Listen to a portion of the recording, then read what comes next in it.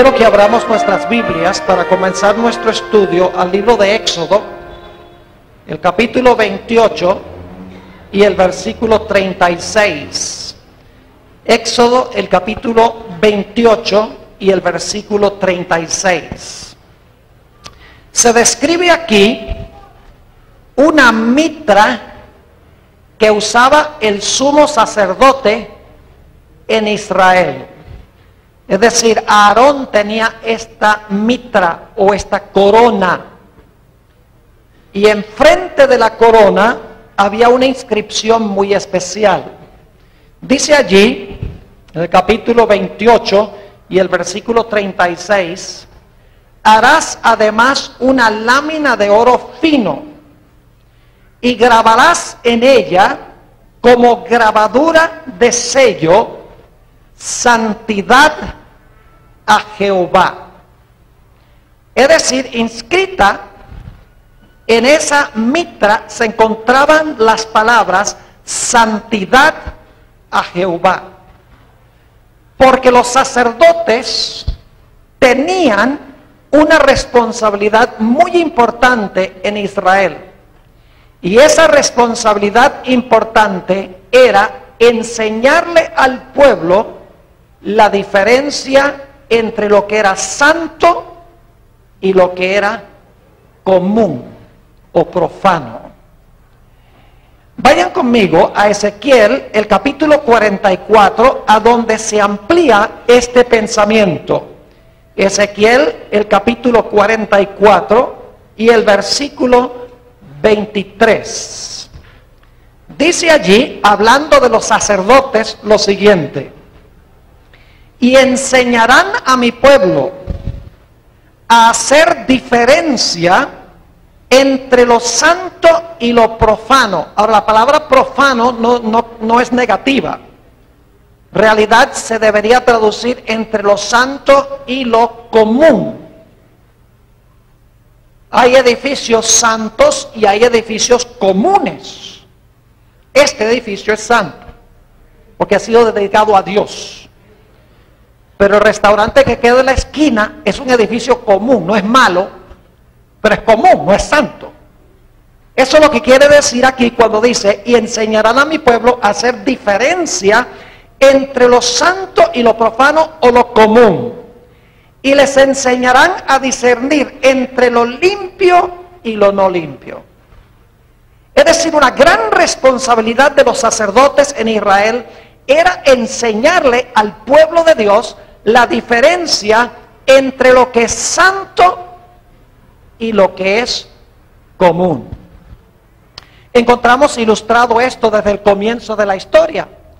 Cuando Dios le dijo al hombre, estos árboles, todos los árboles son para tu uso común, pero hay un árbol que me he reservado para mí.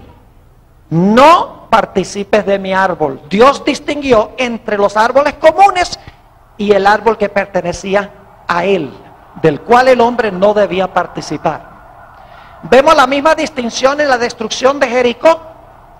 Dios le dijo al pueblo de Israel, cuando conquisten la ciudad de Jericó, no tomen nada de lo que está en esa ciudad, porque es el diezmo de la tierra. Es la primera ciudad que ustedes conquistan. Todo el oro, toda la plata, todo el bronce, todo el hierro es consagrado a Jehová. Es decir, es santo, no es para ustedes. Después, cuando vayan a otras ciudades, ya el oro y la plata y todas esas cosas las pueden agarrar para ustedes. Pero como Jericó es la primera ciudad que ustedes conquistan, es el diezmo de la tierra y me pertenece a mí. Y todos sabemos que hubo un hombre llamado Acán, quien tomó lo que era santo y se lo apropió para usos comunes. Igual que en el huerto del Edén, Adán y Eva participaron del árbol de Dios y lo usaron contrario a lo que Dios había especificado. Ahora, esta noche vamos a estudiar una historia donde se ilustra la importancia de distinguir entre lo que es santo y lo que es común. Y cómo era importantísimo que los sacerdotes le enseñaran al pueblo la diferencia entre lo que era común y lo que era santo.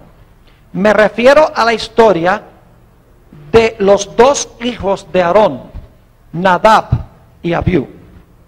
Vayan conmigo a Levítico, el capítulo 9, Levítico, el capítulo 9, y voy a leer los versículos 23 y 24. Levítico 9, 23 y 24. Ya se había construido el tabernáculo. Ya Aarón y sus hijos habían sido dedicados al sacerdocio. Ya los sacrificios habían sido colocados sobre el altar. Y ahora Dios manifestó su aceptación del sacrificio haciendo algo espectacular. Dice en el versículo 23: y entraron Moisés y Aarón en el tabernáculo de reunión, y salieron y bendijeron al pueblo, y la gloria de Jehová se apareció a todo el pueblo. Y ahora escuchen: y salió fuego de delante de Jehová, y consumió el holocausto con las grosuras sobre el altar, y viéndolo todo el pueblo alabaron y se postraron sobre sus rostros. Es decir, el fuego salió de la presencia de Jehová, y ese fuego consumió los sacrificios que se habían colocado sobre el altar. Es decir, ese fuego que consumió los sacrificios era fuego santo, porque fue un fuego que se originó con Dios. Y es más, ese fuego que llovió sobre el altar no se apagó sino hasta que fue destruido el templo de Salomón. Mucho tiempo después, es decir, aun cuando se construyó el templo de Salomón, ese fuego que había llovido Dios lo mantuvieron ardiendo como la llama eterna, tal llamada, que no es tan eterna en los olímpicos, ¿verdad que sí? Así era, fuego santo, fuego que nunca se debía apagar. Y vamos a encontrar que Dios le había dicho a los sacerdotes: este fuego que yo lloví sobre este altar es fuego santo. Y cuando ustedes vayan a llevar fuego dentro del santuario, a mezclar el fuego con el incienso, siempre tomen fuego de este altar, porque este fuego es santo. No es como cualquier fuego, es santo porque se originó en mí. Yo lo lloví sobre los sacrificios. Ahora nos dice en Levítico, el capítulo 10 y el versículo 1, que los hijos de Aarón hicieron algo que causó la muerte trágica de estos dos jóvenes. Dice en Levítico el capítulo 10 y el versículo 1: Nadab y Abiú, hijos de Aarón, tomaron cada uno su incensario y pusieron en ellos fuego, sobre el cual pusieron incienso, y ofrecieron delante de Jehová fuego extraño que él no les mandó. Pregunta: ¿sabían Nadab y Abiú cuál fuego debían ofrecer? Claro que sí, porque si dice que ofrecieron fuego extraño que Dios no les mandó, entonces sabían cuál fuego sí les mandó. Ellos sabían muy bien cuál era el fuego que Dios había mandado que mezclaran con el incienso. Y sin embargo dice que tomaron fuego extraño, es decir, tomaron un fuego que no era el fuego del altar. Tomaron un fuego común, en otras palabras, y lo mezclaron con el incienso. Ahora yo pregunto, si ustedes hubieran visto los dos fuegos, el fuego santo y el fuego común, ¿su apariencia sería similar? ¿O es que el fuego santo era como más brillante y como que quemaba más? No. Si ustedes hubieran visto los fuegos se parecían. ¿Creen que si hubieran metido el dedo en uno y el otro fuego, igual se queman el dedo? Claro que sí. ¿Creen que si hubieran analizado las propiedades químicas de los dos fuegos, las propiedades químicas hubieran sido las mismas? Claro que sí. Es decir, en su apariencia externa, los dos fuegos eran iguales. Lo que distinguía el fuego que se encontraba sobre el altar era que Dios había llovido ese fuego y Dios declaró que ese fuego era santo. Y cuando metieran el fuego dentro del santuario, debían meter el fuego santo. No podían traer fuego común y ofrecérselo a Dios como si fuera santo. Ahora, tenemos dos símbolos aquí que necesitamos interpretar. En primer lugar, tenemos el fuego. El fuego en esta historia es simbólico. ¿Qué representa el fuego en las Escrituras? Ustedes lo saben. Juan el Bautista dijo que el que viene tras mí os bautizará ¿con qué? Con Espíritu Santo y ¿con qué? Y con fuego. ¿Y qué pasó en el día del Pentecostés cuando se derramó el Espíritu Santo? Dice que se vieron lenguas como de ¿qué? Fuego. Entonces, ¿qué representa el fuego? El fuego representa el Espíritu Santo. Es decir, el fuego simboliza al Espíritu Santo. Pero tenemos también aquí el símbolo del incienso, porque el fuego se mezclaba con el incienso. La pregunta es, ¿qué representaba el incienso que se mezclaba con el fuego? Vayan conmigo al Salmo 141. Salmo 141 y el versículo 2. Salmo 141 y vamos a leer el versículo 2 donde nos explica qué representa el incienso. Dice allí, suba mi oración delante de ti como qué, como el incienso. ¿Qué representaba entonces el incienso? Representaba la oración, según dice este texto. Noten también lo que dice en Apocalipsis el capítulo 8. Apocalipsis el capítulo 8 y vamos a leer el versículo 3 por ahora. Apocalipsis el capítulo 8 y el versículo 3. Dice, otro ángel vino entonces y se paró ante el altar. Este es el altar de oro que quedaba en el lugar santo. Y dice, con un incensario de oro. Y se le dio mucho incienso para añadirlo ¿a qué? A las oraciones de todos los santos sobre el altar de oro que estaba delante del trono. Nuevamente se relaciona el incienso ¿con qué cosa? Con la oración. Vayan también conmigo a Lucas 1, y este es un pasaje muy especial, porque aquí se encuentra el símbolo y lo que representa el símbolo. Lucas el capítulo 1 y vamos a leer los versículos 8 hasta el versículo 10. En realidad aquí está hablando del padre de Juan el Bautista, de Zacarías, cuando estaba sirviendo en el santuario, en su turno, que era el octavo turno, habían 24. Dice en el versículo 8, aconteció que ejerciendo Zacarías el sacerdocio delante de Dios, según el orden de su clase, conforme a la costumbre del sacerdocio, le tocó en suerte ofrecer el incienso entrando en el santuario del Señor. ¿Qué es lo que iba a hacer Zacarías? ¿Iba a ofrecer qué cosa?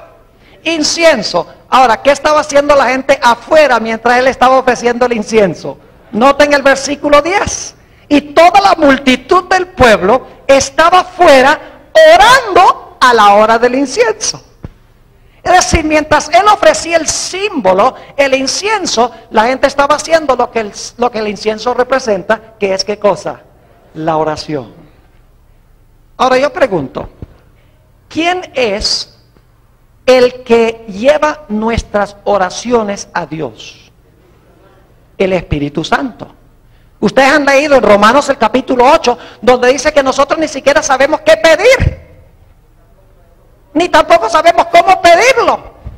Por eso dice que el Espíritu Santo ruega por nosotros con gemidos indecibles y nos enseña cómo orar. Es decir, el fuego mezclado con el incienso representaba la obra del Espíritu Santo en llevar nuestras oraciones a Dios. Pero como nos damos cuenta aquí, el incienso estaba bien en la historia de Nadab y Abiú. ¿No es así? ¿Ofrecieron el incienso que era? Claro que sí. Pero ¿con qué mezclaron la oración? Lo mezclaron no con el fuego que representa el Espíritu Santo, sino que ofrecieron su propio ¿qué? Su propio fuego. Podríamos decir que ofrecieron su propio espíritu, por así decirlo. Ahora noten lo que dice en Levítico, otra vez, el capítulo 10 y el versículo 2. Levítico, el capítulo 10 y el versículo 2. Están ofreciendo, escuchen bien, están ofreciendo el incienso en desobediencia. ¿No es así? Porque Dios ha mandado que mezclen el incienso con el fuego santo. Y ellos desobedecen a Dios y mezclan el incienso con fuego común. Es decir, están presentando el incienso o la oración como en desobediencia a Dios. Noten el versículo 2. Y salió fuego de delante de Jehová. Leímos ya en el versículo 24 de dónde salió el fuego que consumió los sacrificios. Idéntico, de delante de Jehová. ¿De dónde salió el fuego que consumió a estos jóvenes? De delante de Jehová. ¿Tuvo el fuego la misma fuente? Claro que sí. ¿Saben lo que dicen algunas personas, inclusive en la iglesia adventista hoy?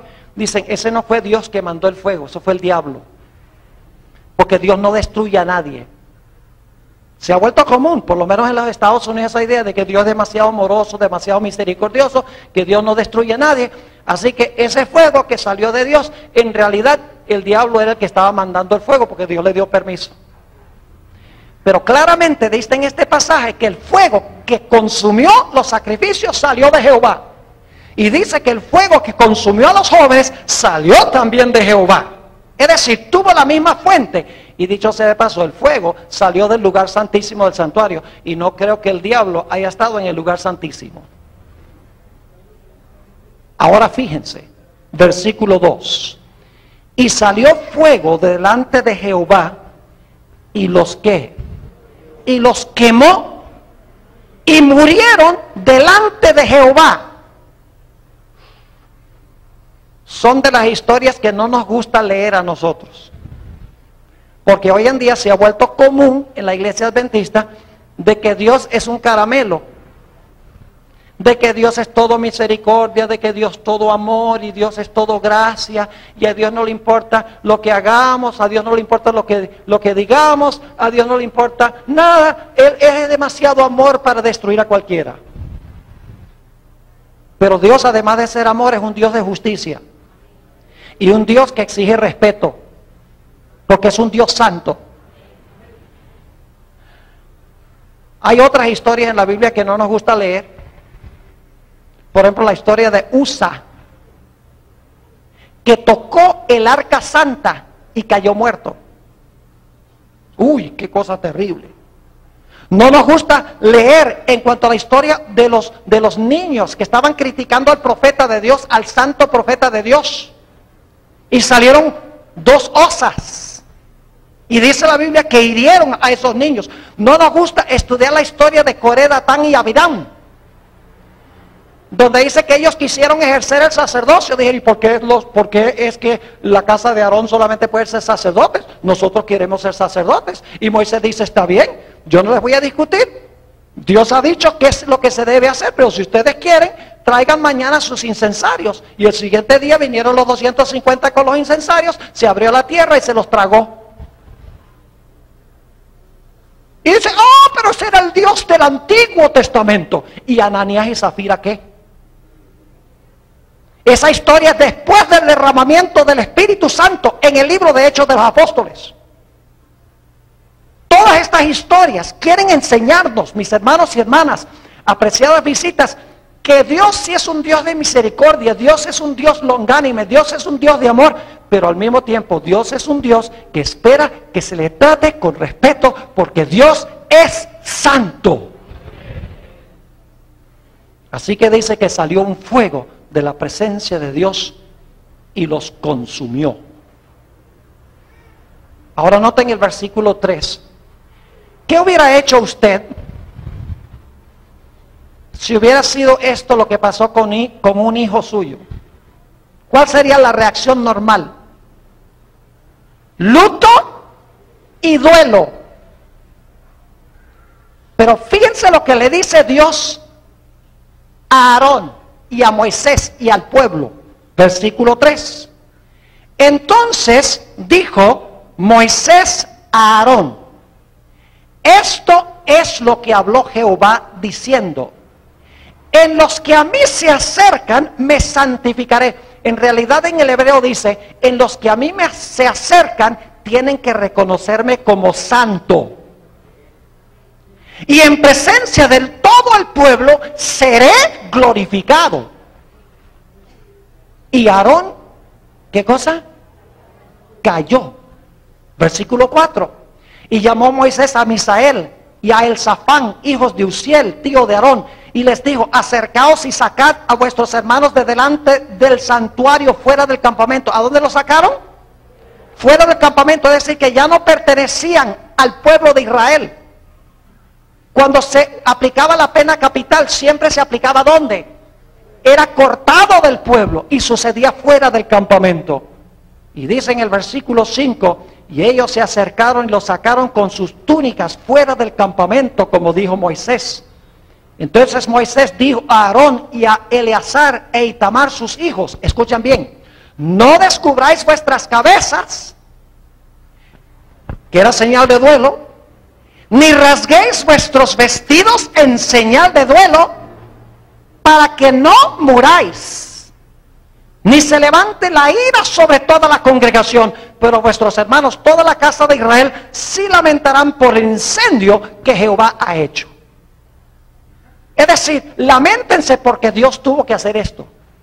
Pero no se lamenten por estos dos muchachos. No les hagan luto a estos dos muchachos. Porque si hubieran hecho luto, hubieran estado demostrando que simpatizaban con ellos.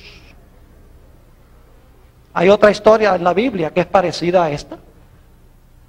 La historia de Coré, Datán y Abirán.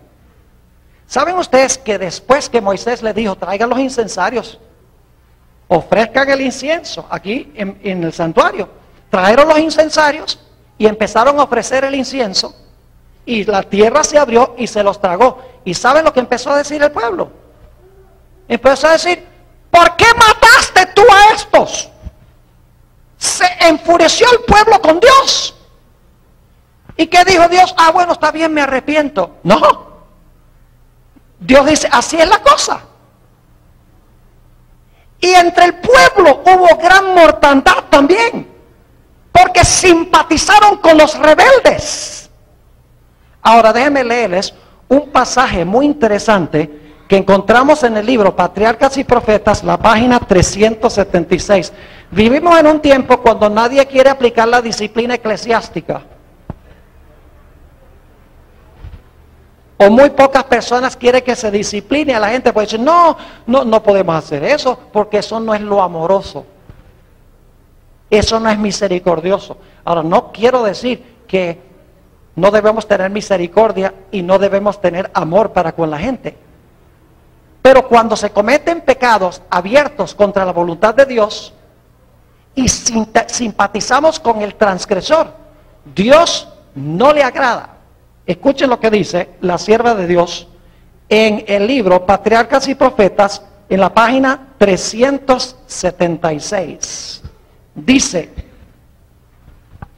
había en Israel algunos a quienes la amonestación de este terrible juicio podría evitar que abusaran de la tolerancia de Dios hasta el extremo de sellar también su propio destino.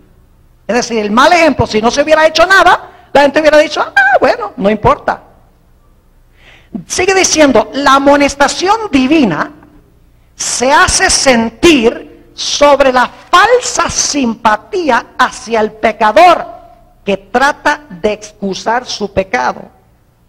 El pecado adormece la percepción moral, de tal manera que el pecador no comprende la enormidad de su transgresión, y sin el poder convincente del Espíritu Santo permanece parcialmente ciego en lo referente a su pecado. Es deber de los siervos de Cristo enseñar a estos descarriados el peligro en que están. Los que destruyen el efecto de la advertencia, cegando los ojos de los pecadores para que no vean el carácter y los verdaderos resultados del pecado, a menudo se lisonjean de que en esa forma demuestran su caridad. Pero lo que hacen es oponerse directamente a la obra del Espíritu Santo de Dios e impedirla. Arrullan al pecador para que se duerma al borde de la destrucción. Se hacen partícipes de su culpa y asumen una terrible responsabilidad por su impenitencia. Muchísimos han descendido a la ruina como resultado de esta falsa y engañosa simpatía. Una declaración fuerte. Es cosa seria simpatizar con el transgresor en contra de lo que dice Dios en su santa palabra. Ahora quiero que vayamos por unos momentos al libro de Proverbios, el capítulo 28 y el versículo 9. Y vamos a ver por qué razón es que Dios destruyó a estos dos jóvenes. El libro de Proverbios, el capítulo 28 y el versículo 9. Ya hemos visto que el incienso representa la oración. ¿Qué pasa cuando oramos en desobediencia? ¿Sabe lo que pasa cuando oramos en desobediencia? Lo que pasó con esos jóvenes. Pero hay otros textos de la Biblia que dicen lo mismo. Noten Proverbios, el capítulo 28 y el versículo 9. Dice lo siguiente: el que aparta su oído para no oír la ley. ¿Eso hicieron los dos jóvenes? ¿A sabiendas? ¿Sabían lo que debían ofrecer? Claro que sí. El que aparta su oído para no oír la ley, su oración también es ¿qué? Abominación. Yo pregunto, ¿esa ofrenda que hicieron esos jóvenes era una abominación a Jehová? Sí, porque estaban presentando el incienso, la oración, en desobediencia a Dios. Note también lo que dice el Salmo 66 y el versículo 18. Salmo 66 y el versículo 18, la misma idea. Salmo 66, 18 dice: si en mi corazón hubiese yo mirado la iniquidad, ¿qué pasaría? El Señor no me habría ¿qué? El Señor no me habría escuchado.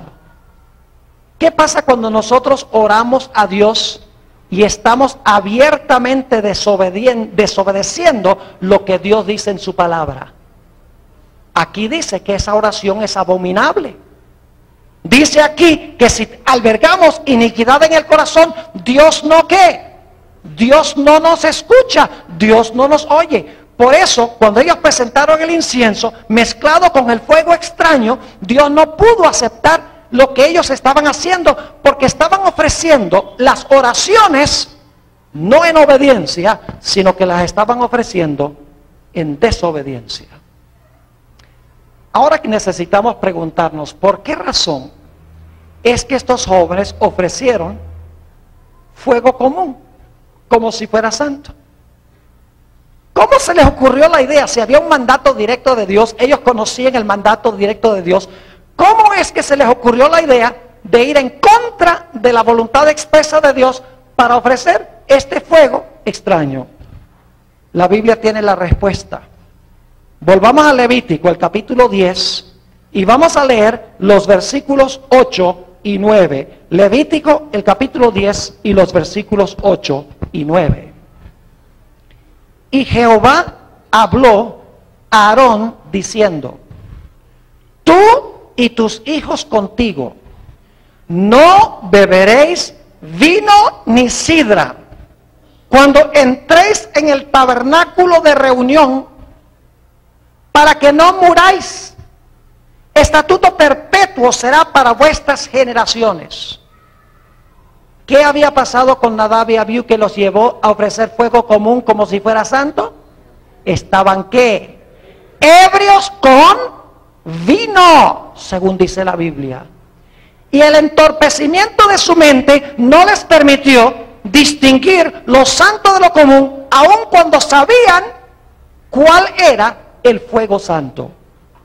Y noten lo que sigue diciendo en el versículo 10. No solamente dice que no beban vino ni sidra para que no mueran, sino que explica por qué razón. Versículo 10. Para poder ¿qué? Discernir entre lo santo y lo común. ¿Por qué no pudieron distinguir entre lo santo y lo común? Porque estaban borrachos con vino. Y entre lo inmundo y lo limpio. Y ahora escuchen lo que sigue diciendo el versículo 11. Y para enseñar a los hijos de Israel todos los estatutos que Jehová les ha dicho por medio de Moisés. Es decir, Dios le está diciendo a Aarón que cuando los sacerdotes vayan a servir en el santuario, no beban vino ni sidra, porque en primer lugar va a impedir que distingan lo santo de lo común, y en segundo lugar no les va a permitir enseñarle al pueblo todos los estatutos y los mandamientos de Jehová. Eso fue lo que pasó con estos jóvenes. Ahora, ¿cuál fue el gran pecado de Nadab y Abiú? El gran pecado fue que ellos tomaron fuego común y se lo presentaron a Dios como si fuera ¿qué? Como si fuera santo. Y eso causó su destrucción. Y no pudieron distinguir porque estaban ebrios. Ahora quiero que miremos otra historia de la Biblia. Y esta historia presenta la otra cara de la moneda. Presenta un caso a donde alguien tomó algo santo y lo trató como si fuera común. Ahora fíjense, el otro lado de la moneda se aplica también. Es decir, Nadab y Abiú tomaron lo común y se lo presentaron a Dios como si fuera santo. Ahora vamos a mirar una historia de alguien que tomó algo santo y lo trató como si fuera común. Dos caras de una misma moneda. Vayan conmigo a Daniel, el capítulo 5. Daniel, el capítulo 5. Ustedes conocen la historia que encontramos aquí. Está hablando de la caída de ¿qué? De la caída de Babilonia. ¿Quién era el rey de Babilonia cuando la ciudad cayó? Se llamaba Belsasar. Ahora escuchen lo que dice el versículo 1. El rey Belsasar hizo un gran banquete a 1000 de sus príncipes, y en presencia de los 1000, ¿qué hacía? Bebía vino. ¿Es lo mismo que leímos en Levítico 10? ¿El mismo problema, sí o no? Claro que sí. Cuando Nadab y Abiú bebieron vino, no pudieron distinguir entre lo santo y lo común, y tomaron fuego común y se lo presentaron a Dios como si fuera ¿qué? Santo. Ahora encontramos que Belsasar, la noche que cayó Babilonia, bebía vino. ¿Y cuál fue el resultado? Noten el versículo 2. Belsasar, con el gusto del vino, mandó que trajesen los vasos de oro y de plata que Nabucodonosor, su padre, había traído del templo de Jerusalén. ¿Qué clase de vasos eran? Santos. ¿Y por qué los mandó a traer? Porque estaba ¿qué? Ebrio. Estaba borracho, no pudo distinguir lo que era santo. Dice en el versículo 2 nuevamente, Belsasar con el gusto de vino mandó que trajese los vasos de oro y de plata de Nabucodonosor, su padre, que su padre había traído del templo de Jerusalén, para que bebiesen en ellos el rey y sus grandes, sus mujeres y sus concubinas. Entonces fueron traídos los vasos de oro que habían traído del templo de la casa de Dios que estaban en Jerusalén, y bebieron en ellos el rey y sus príncipes, sus mujeres y sus concubinas. Y ahora quiero que noten algo muy interesante en esta historia. Como resultado de beber vino, no pudieron distinguir entre lo santo y lo común, y como resultado cayeron en la idolatría y en la falsa adoración. Quiero que recuerden esto, porque vamos a hacer la aplicación a nuestros días dentro de unos momentos. Piensa el versículo 4. y bebieron vino. ¿Y qué hicieron como resultado de no distinguir lo santo de lo común? Y alabaron, practicaron falsa adoración, idolatría. Sí, dice, alabaron a los dioses de oro y de plata, de bronce, de hierro, de madera y de piedra. Y alguien podría decir, pero pastor, Belsasar no sabía que esos vasos eran santos. ¿Usted cree que no sabía? Claro que lo sabía. Porque inmediatamente después de esto dice que apareció una mano escribiendo en la pared que decía Mene Mene Tekel Uparsin. Y aunque el rey podía leer las letras, no podía entender su significado. Y por lo tanto trajo los magos y los astrólogos y los adivinos para que le dieran. Ellos dijeron, nosotros no entendemos eso. Y entonces la abuela de Belsasar, la esposa de Nabucodonosor, que aún estaba viva, le dijo a Belsasar, yo conozco un individuo que en los días de tu padre, dice ahí, aunque es el abuelo, Nabucodonosor era capaz de interpretar sueños y visiones. Y Belsasar lo mandó a llamar. Y si ustedes leen la historia de Daniel 5, Daniel comenzó a relatarle a Belsasar la experiencia de su abuelo Nabucodonosor. Le contó cómo se ensoberbeció y como resultado Dios lo humilló por 7 años y al final de los 7 años Nabucodonosor alabó al Dios del cielo. Y entonces Daniel le dijo, y tú has mandado a traer los vasos santos del templo de Jerusalén, aún sabiendo todo esto. ¿Sabía Belsasar que esos vasos eran sagrados y santos? Claro que sí, pero tomó los vasos santos y los trató como si fueran ¿qué? Los trató como si fueran comunes. Y el resultado fue que cayó en idolatría, en falsa adoración, y fue el fruto de beber ¿qué cosa? Vino. Ahora yo pregunto, ¿será que esta historia se va a repetir al final de la historia? ¿Tiene el libro de Apocalipsis algo que decir en cuanto al vino? ¿Sí? Vamos a leerlo. Apocalipsis, el capítulo 17 y el versículo 1. Apocalipsis 17 y el versículo 1. Vino entonces uno de los 7 ángeles que tenía las 7 copas y habló conmigo diciéndome, ven acá, te mostraré la sentencia contra la gran ramera, la cual está sentada sobre muchas aguas. ¿Qué representa una mujer en las profecías? La iglesia. Una mujer pura representa ¿qué clase de iglesia? Una iglesia pura. Una mujer ramera representa una iglesia que ha caído, una iglesia que se ha prostituido, podríamos decir. Ahora fíjense cuál es el gran pecado de esta ramera, de esta iglesia apóstata. Dice en el versículo 2, con la cual han fornicado los reyes de la tierra y los moradores de la tierra se han embriagado con el vino de su fornicación. En los últimos días el mundo cristiano va a beber vino, según esto. Sí, porque está hablando de la iglesia apóstata que da el vino. ¿Y cómo se llama este sistema?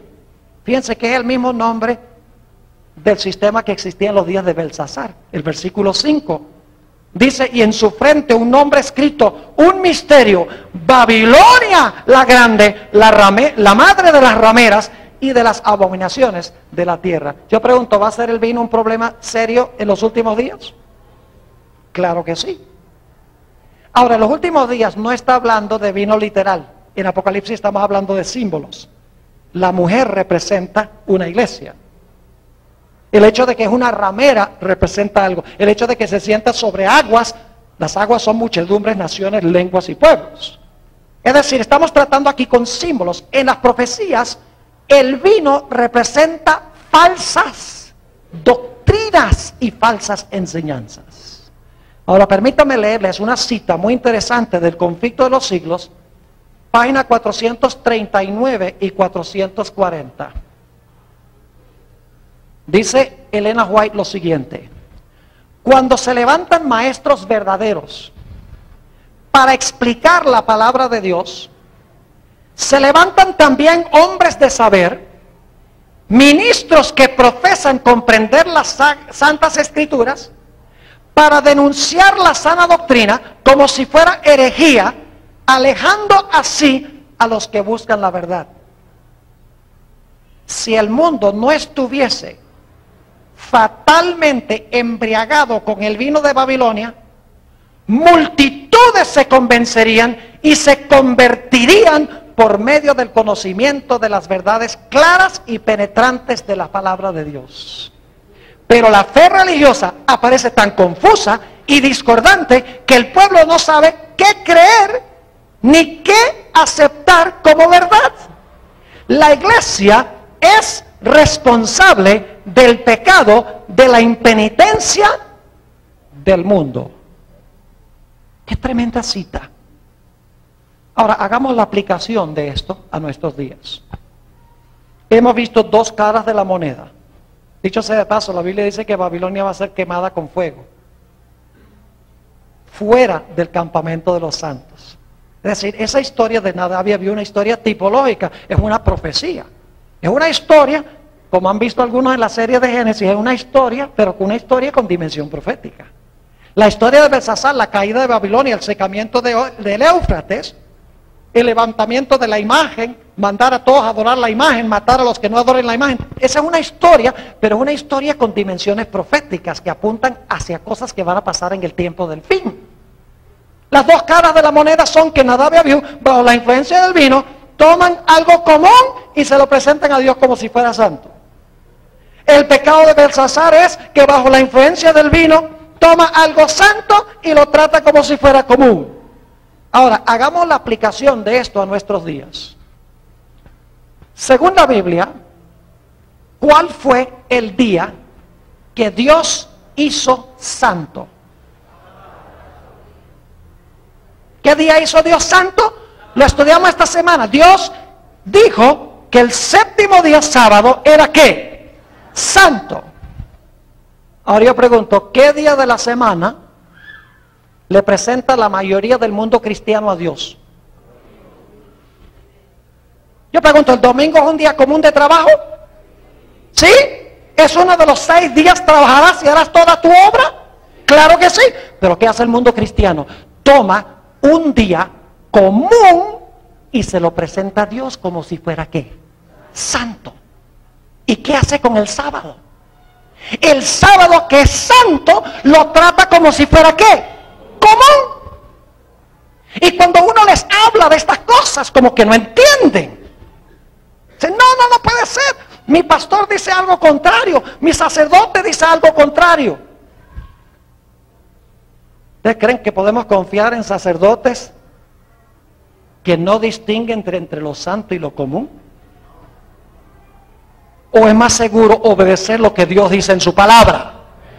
Fíjense que Nadab y Abiú violaron la palabra clara de Dios. Y lo mismo hace el mundo cristiano. Toman un día común de trabajo y se lo presentan a Dios como si fuera santo. Y toman un día santo y se lo presentan y lo usan como si fuera un día común y corriente de trabajo. Permítame leerles una cita de la misma autora. Esto se encuentra en la revista Señales de los Tiempos, marzo 31 de 1888. Ella entendió, 1898, ella entendió esta aplicación que estoy compartiendo con ustedes. Dice ella lo siguiente: aquellos que ignoran el sábado del Señor y santifican el primer día de la semana, le ofrecen fuego extraño a Dios. Miren, si Dios acepta del mundo cristiano un día común como si fuera santo, Dios va a tener que pedirle perdón a Nadab y Abiú. Porque es exactamente lo que hicieron ellos. Tomaron fuego común y lo presentaron como santo. ¿Qué diferencia hay entre eso y tomar un día común y presentárselo a Dios como si fuera santo? Es el mismo principio. Sigue diciendo, es un sábado extraño que Dios no les ha mandado que guarden. ¿Lo aceptará Él de sus manos? Los hombres han inventado muchas cosas. Han tomado un día común que Dios no ha santificado y lo han revestido de prerrogativas de santidad.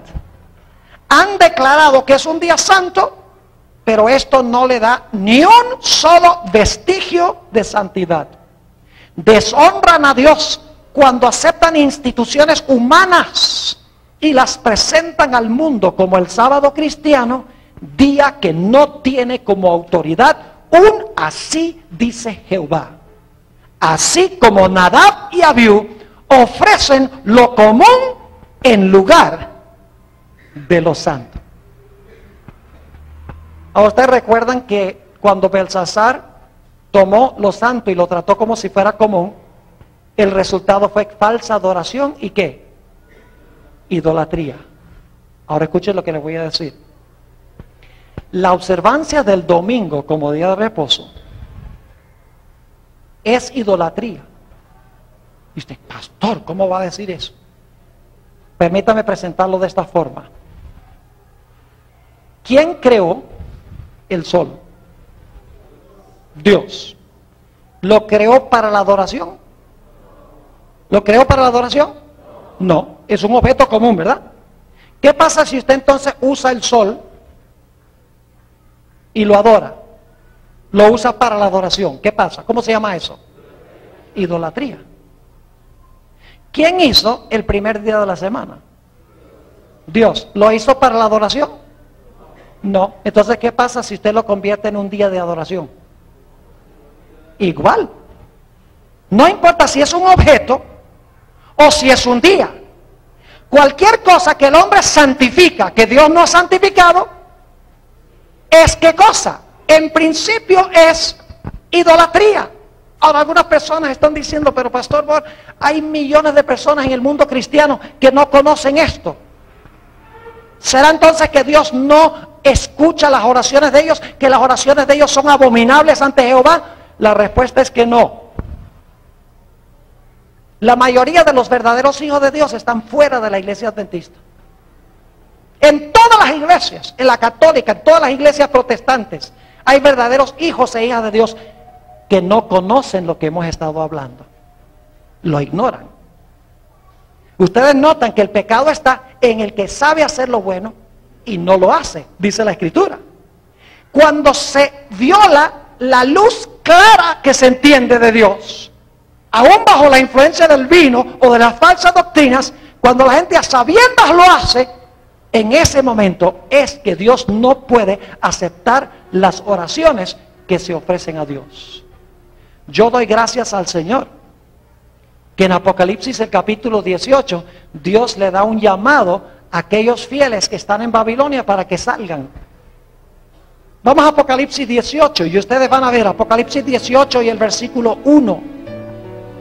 Dice allí: después de esto vi a otro ángel descender del cielo con gran poder, y la tierra fue alumbrada con su gloria, y clamó con voz potente diciendo: ha caído la gran Babilonia. Fíjese, el mismo reino que menciona Daniel 5. Y se ha hecho habitación de demonios y guarida de todo espíritu inmundo y albergue de toda ave inmunda y aborrecible, porque todas las naciones, noten otra vez, han bebido del vino del furor de su fornicación, y los reyes de la tierra han fornicado con ella, y los mercaderes de la tierra se han enriquecido de la potencia de sus deleites. Y luego noten el llamado que hace Dios. Y oí otra voz del cielo que decía: salid de ella, pueblo mío. ¿Tiene Dios pueblo en Babilonia? ¿Qué les parece? ¿Tiene Dios pueblo en Babilonia? Claro que sí. Si no tienen pueblo en Babilonia, ¿para qué los invita a salir? Dice: sal de Babilonia. Dice: salid de ella, pueblo mío, para que no seáis partícipes de sus pecados, ni recibáis parte de sus ¿qué? Parte de sus plagas. Es decir, si tú estás en un lugar a donde se está violando abiertamente la voluntad clara, revelada de Dios en la palabra, Dios te llama a salir de ese sistema y a obedecer a Dios. Si Dios dice que el sábado es santo, ese es el día que nosotros debemos guardar. No debemos aceptar el vino que nos dan que dice que no importa, que no, Dios no le importa cuál día, o que el domingo es el día de reposo. Cuando Dios dice claramente en su palabra cuál es el día, nosotros sencillamente debemos obedecer lo que Dios dice. Si Nadab y Abiú hubiesen hecho eso, hubieran muerto ya de viejos. No les hubiera sucedido lo que les sucedió. Mis hermanos y hermanas, apreciadas visitas, Dios quiere que nosotros le reconozcamos como santo. No porque le tengamos miedo, no porque digamos, ay no, si yo mejor me porto bien y trato todo santo porque si no Dios me destruye. No, debemos amar a Dios, y porque amamos a Dios vamos a querer reconocerlo como el alto y sublime que habita en la santidad, como dice la Biblia, y vamos a querer tratarlo como santo, como el gran Dios que está en distinción con sus criaturas y cuyo nombre, según la Biblia, es santo.